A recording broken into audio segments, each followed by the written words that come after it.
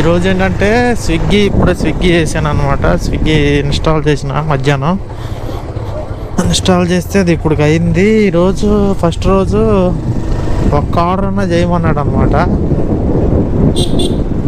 ఎట్లా ఉంటుందా అని దీన్ని కూడా ట్రై చేద్దామని చెప్పి ఇన్స్టాల్ చేసి ఇదంతా ఇచ్చాను అనమాట.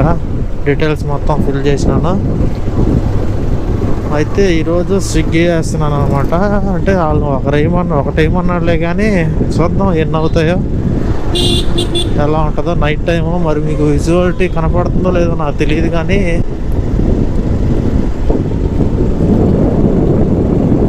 మ్యాక్సిమం కనపడేటట్టే ట్రై చేస్తా.